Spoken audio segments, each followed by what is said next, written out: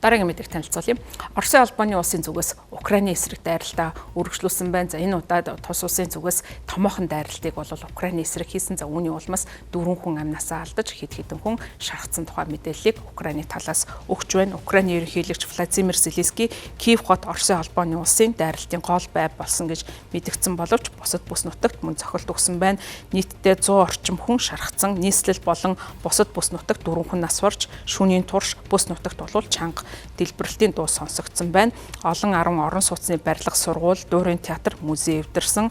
Оросын албаны улсын батлан хамгаалах яамнаас энэхүү одоо тавталгоо цохилтыг өгөхдөө оройшник нэртэй хит авианы пуужинг ашигласан гэдгээ баталгаажуулсан. За энэхүү пуужинг бас ашиглах болсон шалтгаанаа дурдахдаа Украиний зүгээс Оросын албаны улсын иргэний дэд бүтцэд халдсан. За үүний хариу болгож энэхүү давталгаа үйлдсэн болохоо мэдэгдсэн. За Украиний цэргийнхэн энгийн иргэдийг харин онилсон гэдгийг бол үгүйсгэж байгаа. За өөрөөр хэлбэл Оросын албаны улс руу тохиолт өгөхдөө ямар нэгэн байдлаар энгийн иргэний байгууламж руу халдаагүй гэж үзэж байгаа. Өнгөрсөн 7 хоногийн ихэр Киевийг баасан гарагт Старобельск хотын оюутны байранд цохилт өгсөн гэж буруутгасан. За Оросын албаны улсын албаны 21 хүн амнасаа алдсан. За ийм учраас бол Оросын албаны улсын зүгээс томоохон давталгааг Украиний эсрэг явуулах хуснаа мэдэгдсэн. За Украиний цэргийнхэн баасан гарагийн шөнө Оросын эзэлсэн зүүн Старобельск хотод халдлага үйлдсэн гэж мэдэгдсэн ч гэсэн Оросын албаны улсын одоо иргэд гэхээсээ илүү элит нисгэгчгүй онгоцны цэргийн анги руу цохилт өгсөн гэж мэдэгдэж байгаа юм.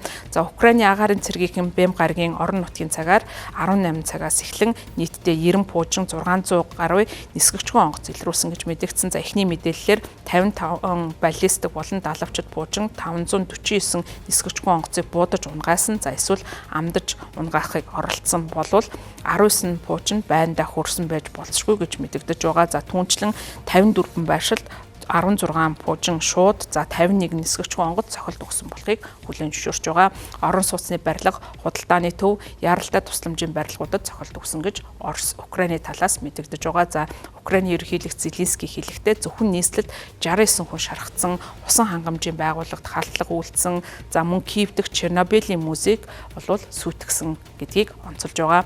Оросын харин батлан хамгаалахын зүгээс Украиний иргэний дэд бүтцэд цохилт хийгээгүй гэдгээ мэдэгдсэн. Украиний хуурай замын хүчний командлын цэгүүд болон батлан хамгаалахын яамны тагнуулын гол газрын байршил цохилт өгсөн гэдгээ хэлж байгаа. За өөрөөр хэлбэл өөрсдөө хэлж байгаа энэхүү цохилтынхоо гол одоо зорилго нь бол цэргийн байгууламжид цохилт өгөх зорилготой байснаа хэлж байгаа. За харин Украиний зүгээс үүнийг нь батлаагүй байна. Киев хотын дарга Виталий Кличко өмнө нь тус хотод 2 хүн нас барж 2 хүүхэд зэрэг нийтдээ 36 хүн эмнэлэгт хүргэсэн гэж мэдэгдэж байсан юм.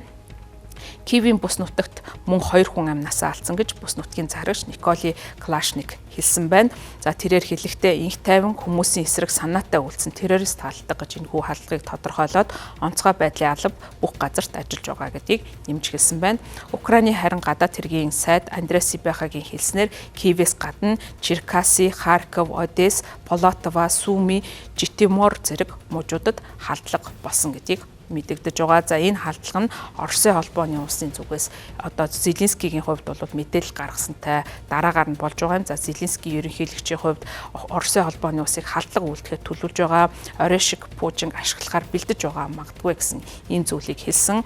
За Оросын холбооны улсын зүгээс Украинд өгсөн энэхүү халдлагатай холбоотойгоор Европын удирдагчид Нямгарагт Оросын энэхүү одоо цохилтыг буруу шаасан мэдээллийг хийсэн байна. За оройшник пуужингийн хувьд дууны хурднаас 10 дахин хурдан нисдэг юм байна. За мөн амдан устгад хүндрэлтэй байдаг, ердийн болон цөмийн цэнэг тушууг тээвэрлэх чадвартайгаараа онцлогтой.